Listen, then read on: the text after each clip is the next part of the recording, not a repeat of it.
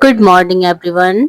5 बज रहे हैं अभी सुबह के। पतिदेव अभी अभी गए मॉर्निंग वॉक पे और उनकी आदत है कि वो जब जाने लगते हैं ना तो लाइट जला के उसके बाद चले जाते हैं। लाइट जलती है तो मेरे आंखों में चुभने लगती है और मैं तुरंत ही उठ जाती हूँ। तो बस उठी, भगवान जी को याद किया हाथों को जोड़कर, उसके बाद धरती माँ को प्रणाम किया। पतिदेव अभी जाते समय दरवाजा एक तरफ का खोल के गए हैं, दूसरी तरफ का उन्होंने बंद कर दिया था। तो मैं उठी तो यहाँ सामने का दरवाजा भी खोल दी। सामने का दरवाजा और दोनों तरफ का खुला रहता है तो जो ताजी ताजी हवा है वो अंदर आती है, बहुत अच्छा लगता है।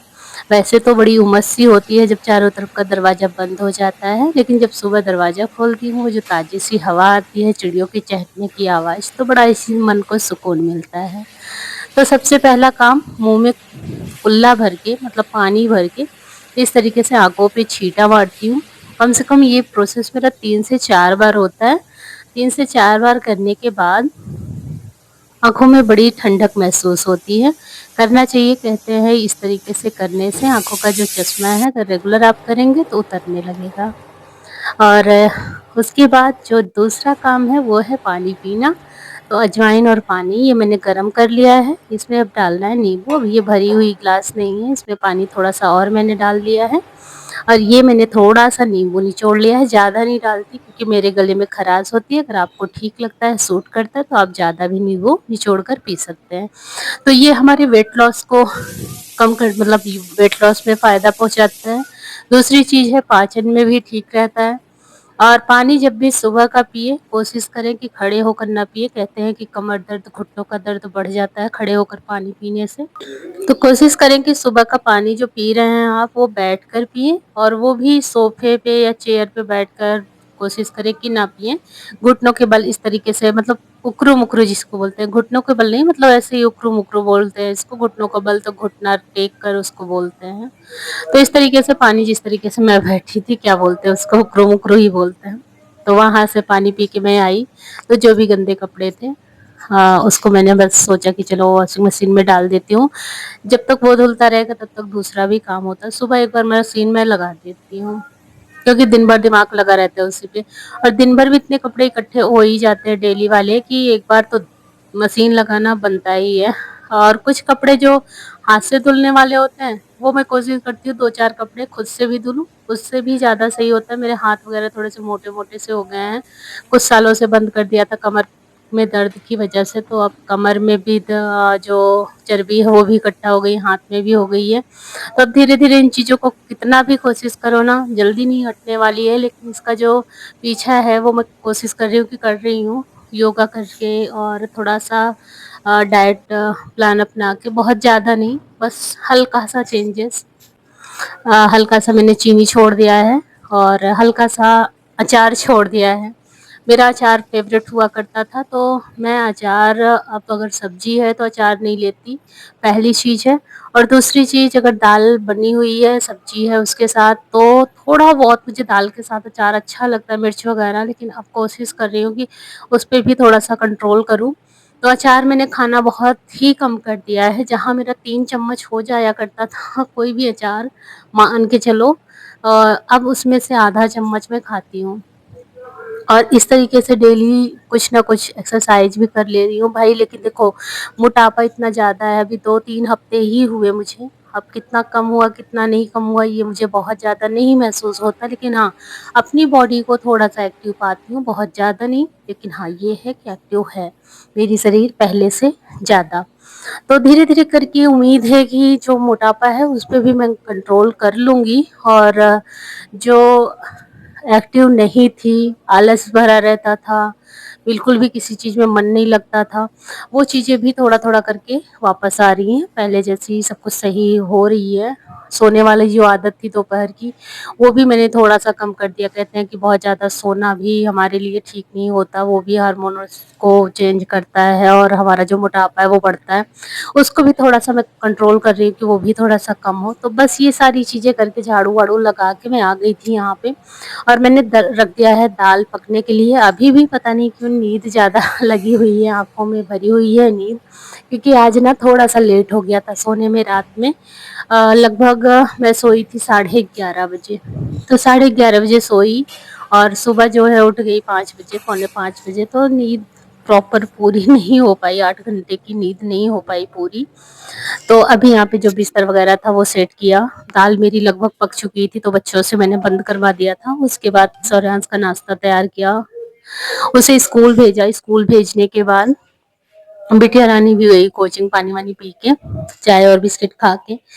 तो बस अब मेरा हो गया है स्नान। स्नान करने के बाद जो भी मैंने कपड़े धुले थे, मशीन में डाला था ना, वो सारा कपड़ा लेकर मैं आ गई हूँ छत पे।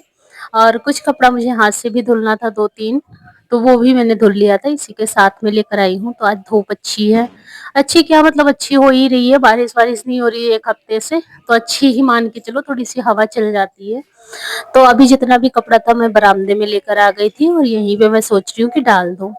तो ये मेरी जो साड़ी हाथ में मैंने ले रखी है, इसको मैंने हाथ से धुली थी, क्योंकि ये नई साड़ी थी। तो मशीन में डालती तो वो गोल गोल करके मेरी साड़ी को गोल गोल कर देती।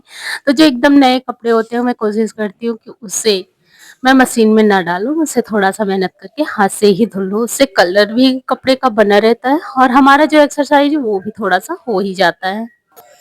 एक औरत का काम सुबह से ही शुरू हो जाता है। अगर वो सुनिश्चित ना करे कि मेरा कब कौन सा काम होना है, तो काम काफ़ी ज़्यादा पेंडिंग में हो जाता है।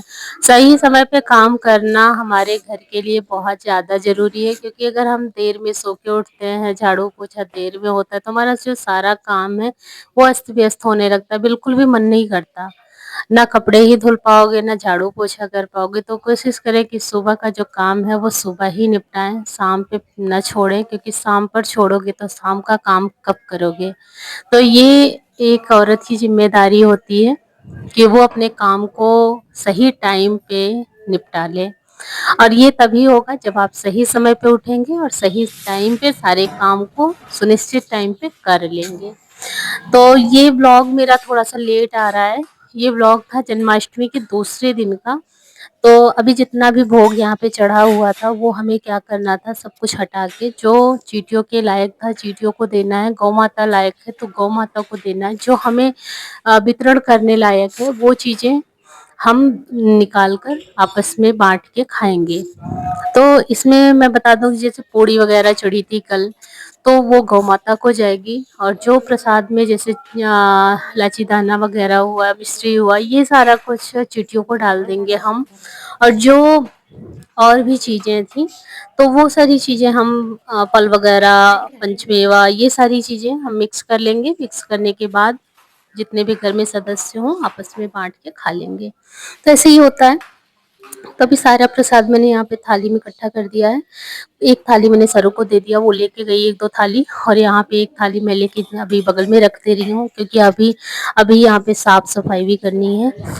और पोछा तो नहीं लगाऊँगी, लेकिन यहाँ पे झाड़ू लगाना है। और हाँ, झाड़ू नहीं, मैं झाड़ू नहीं लगाती मंदिर में। जब प्रॉपर क्लीनिंग करनी होती है, डीप क्लीनिंग करनी होती है, सब कुछ अच्छे से हटा-हटा के साफ-सफाई करनी होती है, तभी यहाँ पे झाड़ू लगता है। नहीं तो मैं कोशिश करती हूँ कि कपड़े से यहाँ की साफ-सफाई करूँ। किस तरीके से करती हूँ, वो मैं अभी लास्ट में वीडियो के शेयर करूँगी। सबसे पहले तो ये जो मैंने यहाँ पे लाल कपड़ा बिछा रखा ना, ये कपड़ा मैं तभी बिछाती हूँ जब मेन पूजा होती है। 1-2 कपड़ा इस तरीके से मैंने निकाल रखा है, एक पीला कलर का और एक रेड कलर का। तो ये दोनों कपड़ा मैं ना धुल के साफ करके अच्छे से रखती हूँ। जब मेन पूजा दिवाली या इस तरीके की पूजा होती है, तभी यूज़ होती है।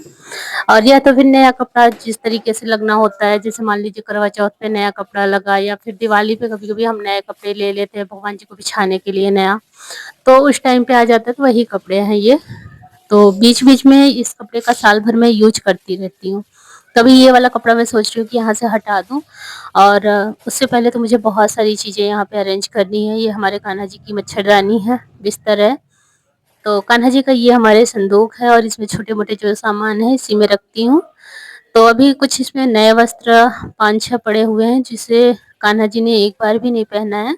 वो मैं ख़ास समय पे पहनाती हूँ। जैसे कल जन्माष्टमी थी, तो मैंने पहनाई नई नई जो फ्रॉक थी उनकी, और मुकुट वगैरह, तो वो सारी चीज़ें यूज़ हुई। अब फिर ऐसे कोई त्योहार आएगा तो फिर नया वस्त्र निकालूँगी, पहनाऊँगी। तो इसी तरीके से सारी चीज़ों को अरेंज करके रखती हूँ कि जब जिस चीज़ की ज़रूरत पड़े मुझे मैं निकाल कर यूज़ कर पाऊँ। इसी तरीके से ये जो चौकी पे लाल कपड़ा है उसका भी यूज़ करती हूँ। तभी ये वाला कपड़ा मुझे हटाना है और दूसरा कपड़ा यहाँ पे बिछाना है, उससे पहले ये सारा कुछ दिख गया तो इसे मैं करने लगी। देखो मंदिर में आने आती तभी हूँ जब मुझे बिल्कुल सुकून होता है, नीचे से कोई काम नहीं होता, कोई चिल्लाहट नहीं होती कि हाँ, आ जाओ ये कर दो, वो कर दो, तभी मैं आती हूँ छत पे।